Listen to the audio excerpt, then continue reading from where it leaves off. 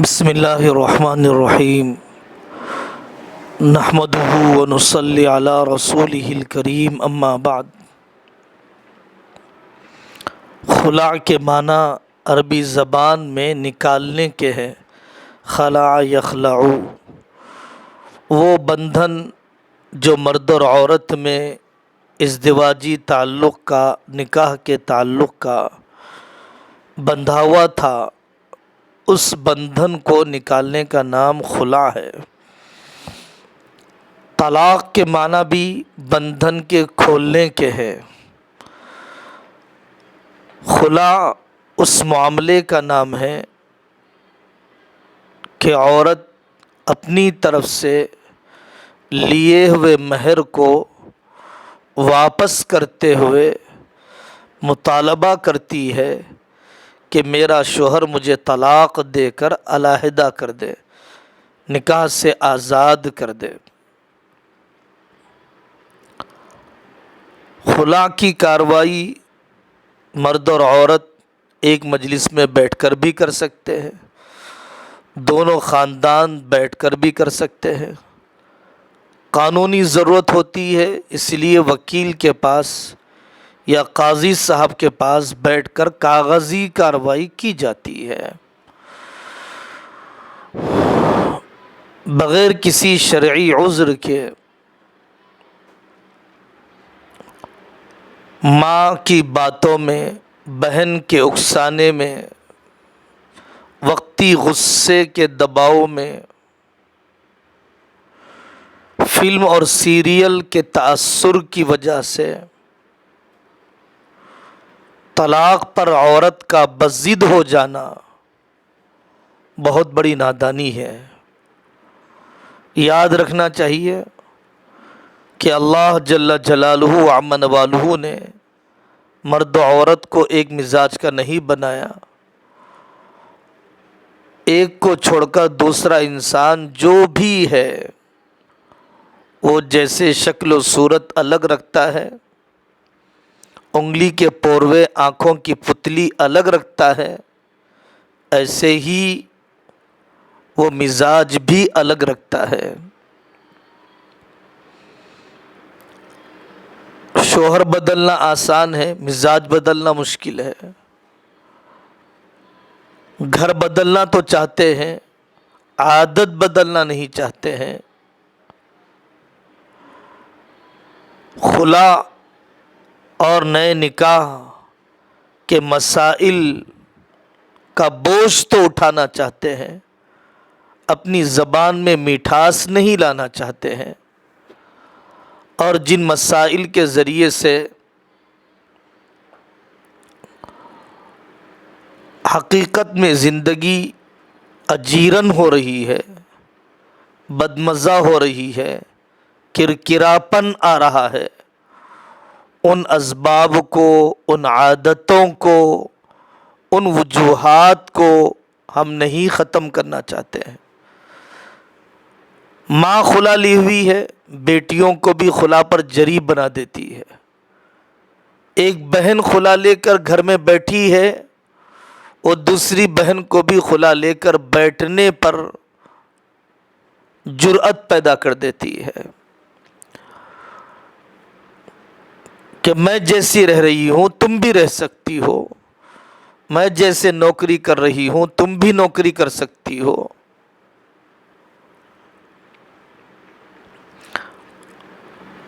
خاندانی پس منظر کا بھی، فیملی بیک گراؤنڈ کا بھی کافی اثر ہوتا ہے عورت کی طبیعت پر جب وہ خلا کا مطالبہ کرتی ہے۔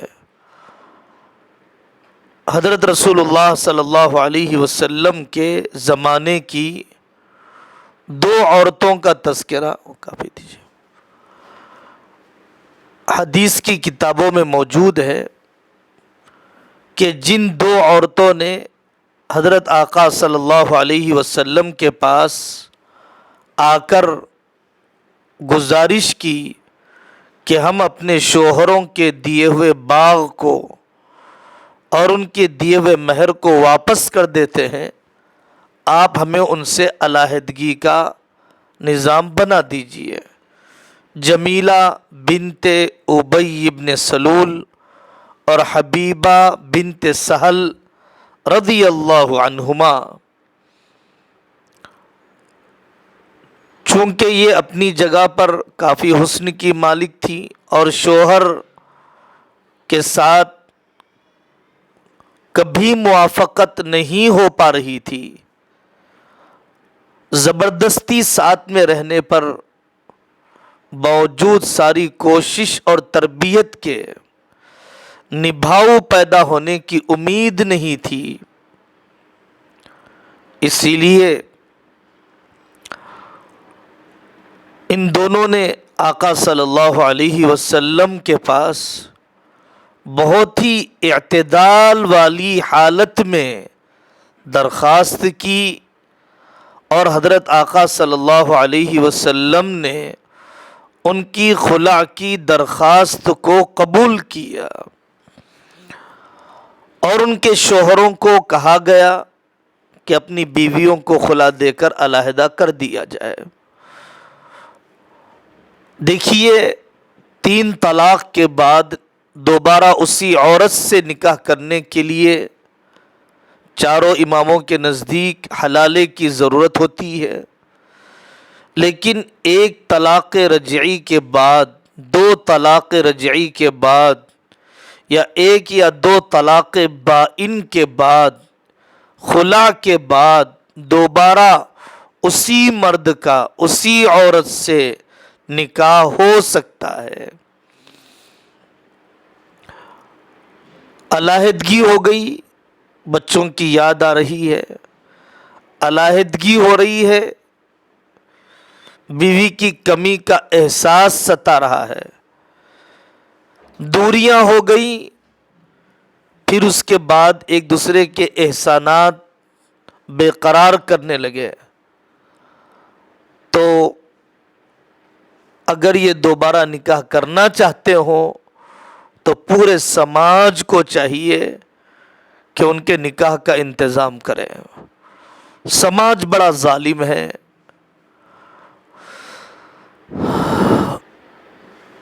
طلاق دلوانے پر تو ضد کرتی ہیں عورتیں، لیکن وہی طلاق لی ہوئی لڑکی کو اپنا بیٹا دینے کے لیے تیار نہیں ہوتی ہے، خلع لینے پر مجبور کر دیتی ہیں بھتیجیوں کو، بھانجوں کو، خالہ زاد، ماموں زاد، بہنوں کو، لیکن ان کے دوسرے نکاح کے لیے خود اپنے بچوں کو دینے کے لیے تیار نہیں ہے۔ جب آپ اپنی اس بہن کو، بھتیجی کو، بھانجی کو مظلوم سمجھتے تھے، تو پھر آج اپنا بیٹا یا بھائی اس کو دینے کے لیے کیوں تیار نہیں ہے؟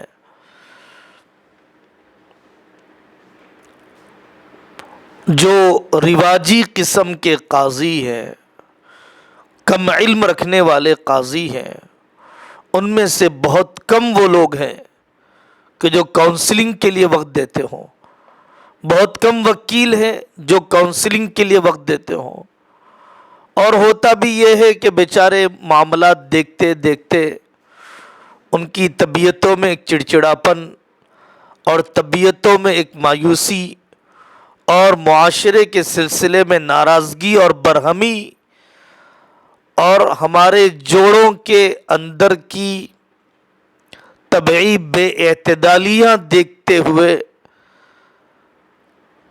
وہ بیچارے مناسب نہیں سمجھتے ہیں کہ دوبارہ ایک ساتھ رہنے کا انہیں مشورہ دیا جائے۔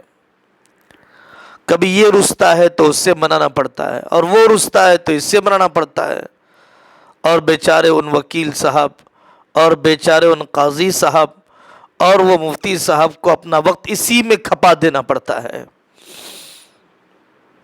قانون بنانا مسئلے کا حل نہیں ہے، قانون بنانا مسئلے کا حل نہیں ہے، قانون بنانا مسئلے کا حل نہیں ہے۔ معاشرے میں شعور بیدار کرنا، لڑکے اور لڑکیوں کی صحیح بنیادوں پر تربیت کرنا، काउंसलिंग सेंटर्स कायम करना और दोनों ख़ानदान के लोगों का एहतराम, दोनों ख़ानदानों को दिलचस्पी लेना चाहिए इन मसाइल में, ये असल मसले का हल है। इसी तरह इस पहलू पर भी तवज्जो देने की ज़रूरत है मुआशरे को कि जो तलाक शुदा लड़कियां हैं, खुला शुदा लड़कियां हैं, उन लड़कियों के दूसरे निकाह से पहले ज़हनी तरबियत बहुत बड़े पैमाने न रखे जाएं। खुला शुदा है, कुंवारे चाहते हैं, कुंवारियां चाहती हैं, ये क्या तरीक़ा है? उम्र ढल रही है लेकिन मेयार है। समझना चाहिए बिन निकाह के रहने से बेहतर है कि उम्र के मामले में कॉम्प्रोमाइज़ कर लिया जाए, बल्कि बिन निकाह के रहने से बेहतर है कि सौकन बनने पर राज़ी हो जाया जाए। गुनाह में मुलव्वस होने से बेहतर है कि सीधे साधे नौजवान से निकाह कर लिया जाए।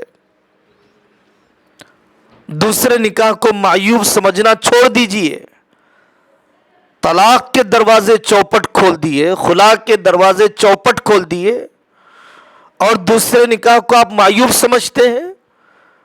पहली बीवी की मौजूदगी में दूसरा निकाह या पहली बीवी के इंतकाल के बाद दूसरा निकाह मायूब समझते हैं।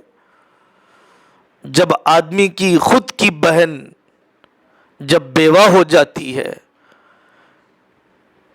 तो तब आदमी को एहसास होता है। जब खुद औरत बेवा हो जाती है, तलाक शुदा हो जाती है, तन्हाइयाँ और जिनसी जज्बात उसे वरगलाते रहते हैं, उकसाते रहते हैं, उस वक्त उसे एहसास होता है कि नापाक तन्हाइयों से बेहतर था कि मैं सौकन बनकर किसी मर्द के निकाह में रह जाती। काफ़ी गलतफहमियाँ पाई जाती हैं इस सिलसिले में। भाइयों को चाहिए कि बेजा दबाव न डालें, खुला और तलाक के लेने पर जरी भी न बनाएं, और जब खुला या तलाक के बाद जब बहनें आ जाएं तो बाइज्जत तरीके से उनके दूसरे निकाह का इंतज़ाम किया जाए। बाइज्जत तरीके से उनके दूसरे निकाह का इंतज़ाम किया जाए, इसको बड़े सवाब का काम समझा जाए, उसको वक्त दिया जाए। बड़ा मसला यही है इन बेटियों के निकाह न होने में कि सरपरस्त मज़ीद वक्त देने के लिए तैयार नहीं है। गैर मुस्लिमों के साथ भागने के वाक़यात का एक सबब तलाक शुदा, खुला शुदा लड़कियों का अपने घर में रहना भी है। अगर शोहर का इंतकाल हो जाए तो 4 महीने 10 दिन की इद्दत है बीवी पर। खुशबू न लगाए, अच्छे कपड़े न पहने, मेहंदी न लगाए। और अगर बीवी शोहर की मुलाकात के बाद खुला या तलाक का वाक़या होता है तो 3 मेंसेस की इद्दत है। फ़तल्लिक़ूहुन्ना लिइद्दतिहिन्न वल्मुतल्लक़ातु यतरब्बस्न बिअन्फुसिहिन्न सलासत क़ुरू। 3 हैज़ है, लेकिन मौजूदा ज़माने में बाज़ मरतबा इतनी जल्दबाजी शोहर के घर में रखने के लिए तैयार नहीं है। लड़के वाले लड़की को नफका वगैरह देने तैयार नहीं है, बेवा को मीरास का हिस्सा देने तैयार नहीं है। मैंने कबूल किया बोलने के बाद भी अगर शोहर या बीवी का इंतकाल हो जाए तो वो एक दूसरे के वारिस बनते हैं। इद्दत 3 महीने की गुजारे बगैर दूसरा निकाह करने पर इसरार किया जाता है। 3 महीने इद्दत के गुजरने के बावजूद मुख्तलिफ किस्म की رواجی چیزوں کی وجہ سے مہینوں سالوں دوسرے نکاح کا انتظام نہیں کیا جاتا ہے.